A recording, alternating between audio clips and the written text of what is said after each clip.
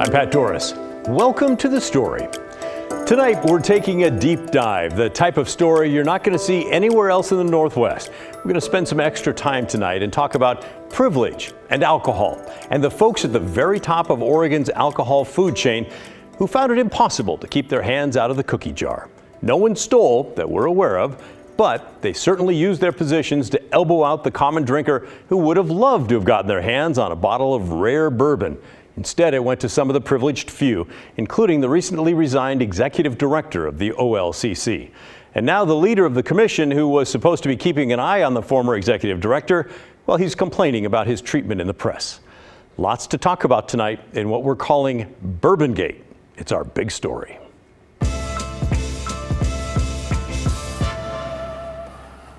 To set the scene, Oregon is a place where all the hard liquor is controlled by the state and it's taxed by the state. The OLCC operates a state-run monopoly. It's done through something called the Distilled Spirits Program. The program buys the booze, puts it in warehouses, then sells it to Oregon's independently operated liquor stores. One of the most coveted bottles that passes through the OLCC is a Kentucky bourbon called Pappy Van Winkle. It's made in small batches and aged as long as 23 years. According to an investigation uncovered by the Oregonian, for several years, top managers at the OLCC had some of the bottles set aside before the public could buy them so that they, the top managers, could jump the line, as it were, and purchase the bourbon for themselves. The bottles go for about $300 retail and can fetch $2,000 or more on the illegal market. So yes, it is rare. In fact, it's so rare the state even holds a lottery to give people a chance to buy it. Now, another popular and rare bourbon involved here is Elmer T. Lee.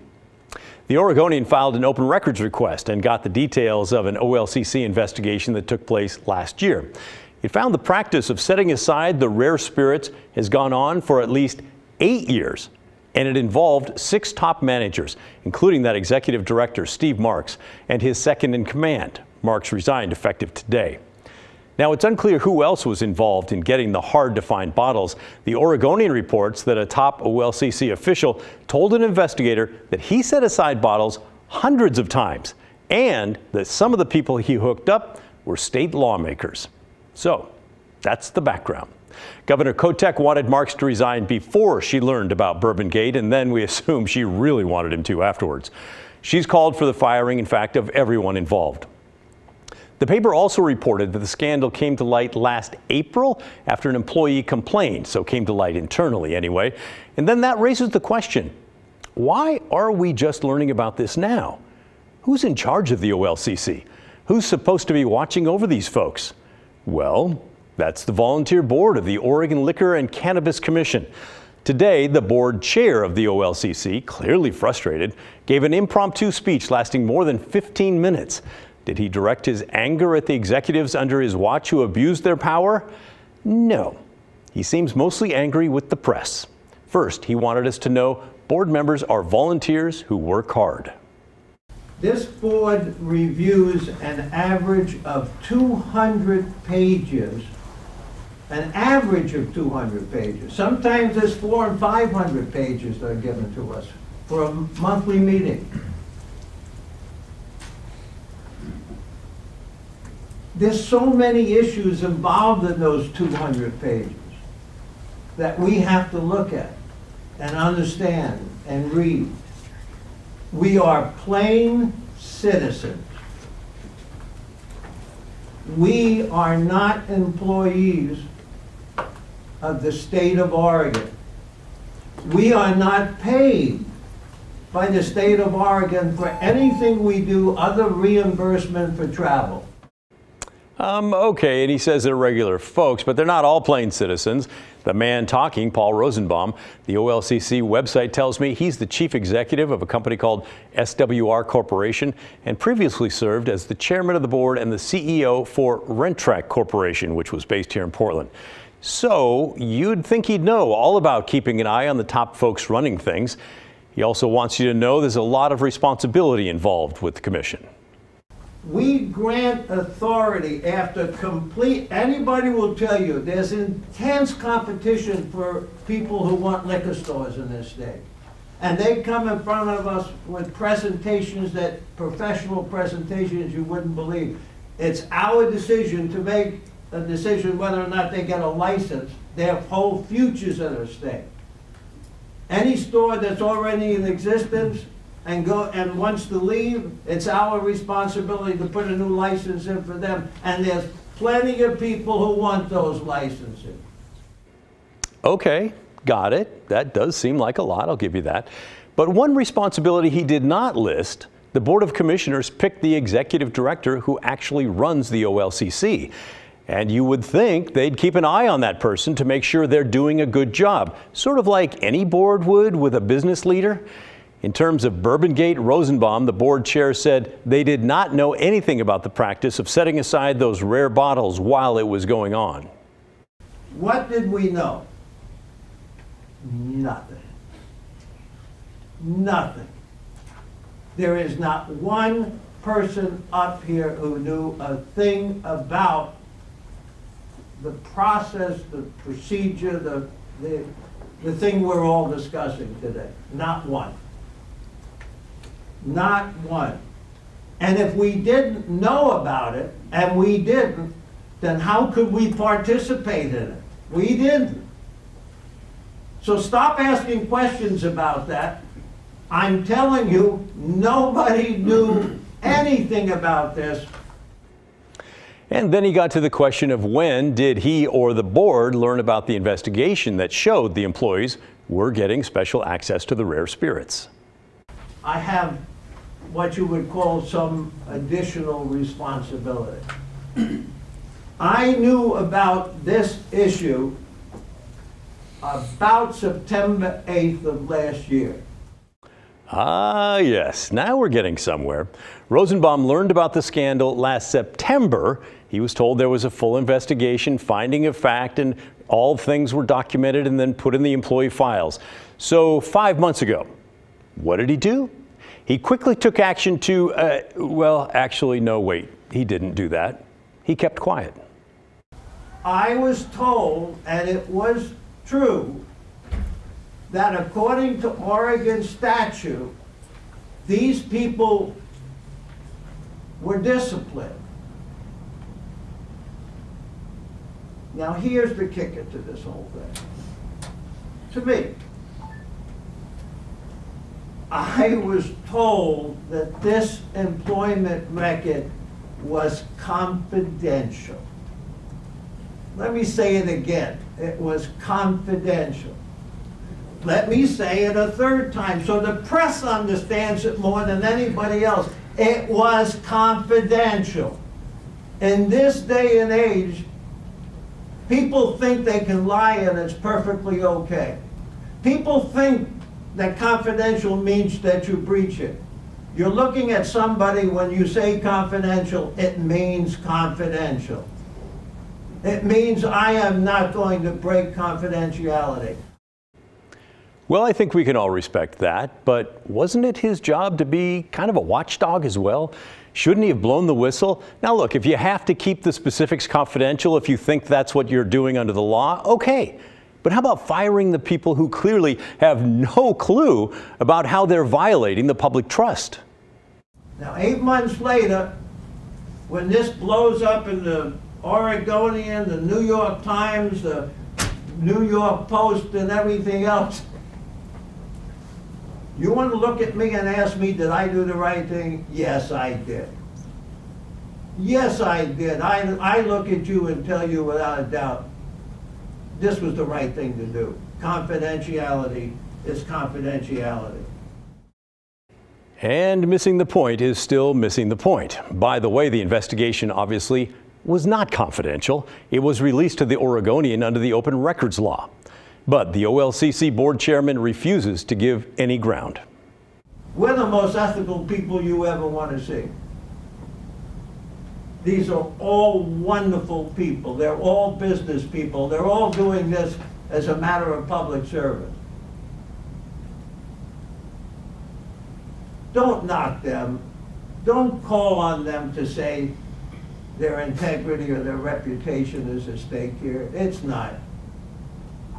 We're looking at you straight in the face and tell you we didn't do anything wrong. Not sure if you noticed, but he literally was looking down when he said he'd look us in the face and say they did nothing wrong. So, what are your thoughts on all this? We've heard from several of you before today, so we know there is some elevated blood pressure out there on this tonight. Vent to us. Send us an email. You'll feel better. Send it to thestory@kgw.com or call and leave a voicemail, 503-226-5090. Now, let's move on to the homeless crisis here in Portland. A point of contention has been among many people living inside and outside Portland. It's that all these tents and tarps are handed out to the homeless people. The idea is to better protect them from the elements, especially during the winter months. But opponents say they enable the homeless lifestyle and cause all kinds of disruptions on the sidewalks and in front of businesses. This week, Portland City Council's newest commissioner, Renee Gonzalez, banned some city groups from handing out tents and tarps to homeless people. The ban is indefinite and only applies to the groups that fall under the public safety bureaus that Gonzalez manages, like Portland Street Response. He says the ban is meant to cut down on the number of fires that are happening at homeless camps, and there are a lot. He says it threatens lives and strains already stretched resources. Our Blair Best looked into this story today. We'll share some raw footage of her interview with Gonzalez in a minute. But first, here's a look at Blair's process today and some context on the timing of this announcement. Hey Pat, it's just after 10 a.m. We're underneath the Morrison Bridge and we're talking with this homeless man behind me who's building a fire. It's something he does every morning to stay warm, and I just wanted to chime in and say I didn't wear gloves today. All I have on is a thin layer and a raincoat. That's probably my fault, but I'm freezing. We've been out here for about 20 minutes. I can barely feel my hands and it's really cold. So I can't imagine living out here day after day, night after night, and it's not even rainy or windy, and I'm freezing. So, yeah. Okay, so we're back at the station now, and I just wanted to provide some context on the timing of this announcement. So Renee Gonzalez is banning the distribution of tents and tarps within the groups that fall under his leadership. So that's groups like Portland Street Response. And he's saying he's doing this because of the increase in homeless campfires that we're seeing and the injuries and the deaths that are coming from that. And that's valid. There's data to support that. However, each bureau at City Hall is under review right now to see if they're in support of the mayor's plan to ban unsanctioned homeless camping and build 6 designated homeless campsites instead. And through that review, they found that Portland Street Response, which Gonzalez oversees, was handing out about 1,200 tents and tarps every year. So in order to sort of be in support of the mayor's plan, Gonzalez is saying that he's banning the distribution of tents and tarps to support the mayor. Another interesting tidbit is, some of you may remember, several months ago, a group of 10 Portlanders with mobility disabilities sued the city of Portland, citing tents and tarps blocking ADA access on the sidewalks. And the attorney representing those Portlanders just met with the city yesterday, just hours before Gonzalez made this announcement on this ban. So there's just some background context for you. It just kind of makes the timing of all this very interesting. Thank you, Blair. Commissioner Gonzalez is adamant that tents and tarps are not a good way to protect people from the cold. He wants people to go into warming shelters instead. So I know you're pointing homeless people to take advantage of warming shelters, but there are many people who argue the severe weather shelters aren't open far enough. In the first 2 months of the year, I know the county's severe weather shelters were only open twice. Yeah, I mean, there is an ongoing discussion as to what is the appropriate threshold for opening warming centers. But here's the reality for us. Tents are just not a great way to protect from the cold. I mean, for many people on the streets, a tent and a tarp is way more than just a way to keep warm. You know, it's their home. It's how they store their belongings. They sometimes have pets with them. So going into a severe weather warming center sometimes just isn't an option for people. You know, our team, I've worked the warming centers. Our team has worked the warming centers. I recognize that there are going to be reasons folks have some hesitancy, but at the end of the day, we feel very strongly from a public health, from a public safety perspective, that is the place that folks need to be. Do we have enough warming centers to handle the number of homeless people on our streets? Is anybody who wants a spot in a warming center will have a spot, even if that means we have to go over fire code in terms of maximum occupancy. Well, okay, now that sort of seems to run counter to the earlier argument about doing what it takes to keep people safe. But we do get the point. Gonzalez says they will continue to hand out sleeping bags and wool blankets for people sleeping on the street. Blair brought all of this information to a homeless person that she met today under the Morrison Bridge. If you didn't have a tent or a tarp or your site here, would you go to a warming center instead? No, not really. There's bugs, there's lice, there's bed bugs, there's people that steal from you constantly. So if we're really trying to get up and out of the streets, like how are we supposed to get up when you're putting us in a position where people are stealing from us? And they're saying they'll continue to distribute wool blankets and sleeping bags. Do you think that's enough? No, I don't think that's wool blankets and sleeping bags. No, I don't think that's enough at all. Gonzalez says he's behind handing out tents in the mayor's mass encampments, but just not on the sidewalk. What do you think about Gonzalez's move? Agree or disagree? We'd love to hear what's going through your mind. Email thestory@kgw.com or call our phone number and leave a message. The number is 503-226-5090. Up next on the story, society has entered the new normal when it comes to COVID-19, but there are still mask requirements at places like healthcare settings in Oregon. But those mandates could soon come to an end. What the state epidemiologist is saying about it when the story returns.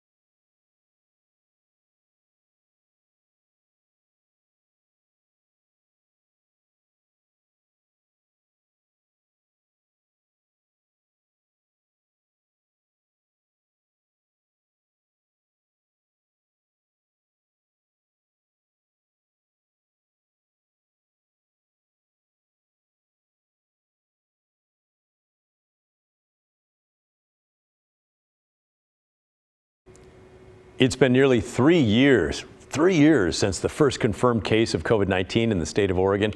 The health authority press release at the time called it a case of the novel coronavirus. Since then, the OHA has been giving regular updates on the cases, variants, vaccines, masking, and a whole lot more. And we thought it'd be good to check back in on one of those meetings, see how things are going now. COVID-19 test positivity has increased in the last 2 weeks. However, COVID-19 related hospitalizations have been stable, following a steady decline since late December. We believe that the XBB.1.5 Omicron subvariant is now predominant here in Oregon and is likely the cause of our recent increase in test positivity. We do not know if this will lead to increasing hospitalizations. That's tape from the last update, most recent, and those variants, I have long ago lost track of which one we're on. The Centers for the Disease Control predict that COVID-19 hospitalizations will remain flat this month. The state epidemiologist that you just heard from says the formal wind down of the pandemic response is underway, and they're seeing real positive changes towards a new normal with COVID-19. And with this new stage in the pandemic comes conversations around things like mask requirements. Oregon is on a short list of just 14 states that still require people to wear masks in certain settings. Washington is on it as well. In both states, masking is required in healthcare facilities like hospitals and clinics. Those requirements, though, they could be going away in the near future if COVID vaccination trends continue in the right direction. 86.6% of people 18 and older in Oregon have received at least one dose of the COVID-19 vaccine, while 24.5% have also gotten the bivalent booster. If these trends continue, we anticipate being able to safely lift the healthcare masking requirement over the coming months. Thank you to all the healthcare providers who continue working so hard to provide care for us as we need it. But we are still operating under an emergency because of the hospitalizations for patients with respiratory diseases. This allows our healthcare partners additional flexibility to care for patients that show up for needed care. Along with vaccination trends, OHA will look at other factors before lifting those mask mandates, including whether or not COVID-19 turns out to be seasonal, like other viruses. We don't yet know if COVID-19 is seasonal, but we have seen large peaks through the winter, and we anticipate that that will go down in the spring. COVID-19 cases, again, they've ticked up slightly when we look at percent positivity in wastewater, but our hospitalizations have remained stable. We hope that in monitoring those trends over the next couple of weeks and in looking at what our staffing is like in hospitals and the current declaration of emergency on the state level, that we'll be able to provide some criteria that we would be looking at, that we would say that healthcare requirements for masking would go away and individual systems and providers will make that decision. I can't give you an exact date when we'll give you that information, but I anticipate in the next week or two, and that masking requirement will likely go away in the next couple of months. Another discussion during this meeting was about the end of the federal emergency declarations related to the pandemic policy. That includes things like free vaccinations, free testing, and the waiving of some out-of-pocket expenses. Those declarations are expiring in May, but OHA says there won't be overnight changes to things like free vaccines. But the sooner you get them, the better. And when it comes to at-home test kits, the guidance from OHA is simple. Stock up now while you can and while they're still free. Medicaid and Medicare recipients need not worry. Kits and other COVID-related medical expenses will still be covered well after the federal emergency ends. But those with private insurance, you may want to scoop up a few tests to hang on to. There will also be changes being made to the way people access drugs used to fight COVID once you already have it. For example, on February 1st, the U.S. Food and Drug Administration, or FDA, removed the requirement for a positive COVID-19 test result prior to prescribing the antiviral medications Paxlovid and Lagevrio, which reduced the risk of severe COVID-19 infection in individuals at increased risk. This change acknowledges the limited accuracy of COVID-19 tests and allows providers or prescribers to consider symptoms and exposure history when diagnosing and treating COVID-19 infection. This ensures anyone with risk factors for severe disease, such as people 50 and older, those with underlying medical conditions, those who are under or unvaccinated, and individuals from communities of color and tribal communities can more easily access potentially life-saving antivirals. OHA officials say the elimination of red tape when it comes to access to treatment is critical as well, especially since hospitals don't have enough workers. Getting around some of the extra hoops like referrals can save us time and the system money. And tonight we have a special request for you, the story viewers. We're working on a series of reports about long COVID symptoms or COVID symptoms that last a lot longer than the normal COVID infection. So if you or a loved one is dealing with long COVID, we'd love to hear your story. Send us an email, won't you? The address is thestory@kgw.com, or you could call and leave a voicemail with your name and number at 503-226-5090. I'll be calling a few of you back to chat about your experiences with long COVID that we may include in our reports. Still to come on the story, a sad update to a story we brought to you last month that featured a World War II Marine veteran and years of gratitude. Well, she was able to share that gratitude with 2 Beaverton police officers, and we'll be having that story coming up right after this.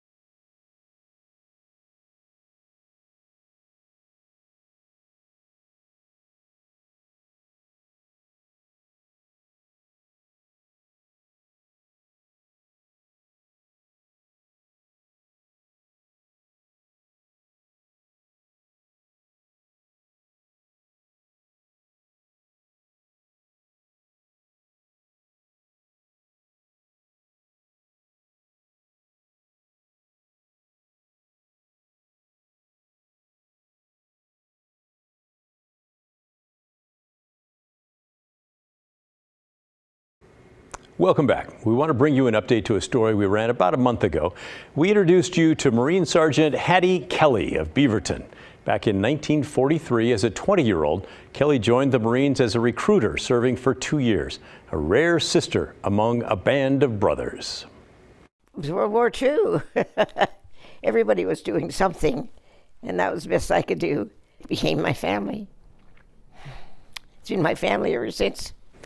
When we brought you her story last month, the 99-year-old World War II vet had quite the story to share. She'd recently reconnected with 2 Beaverton police officers who had helped her during a car crash many years ago. And both of those officers also happened to be servicemen.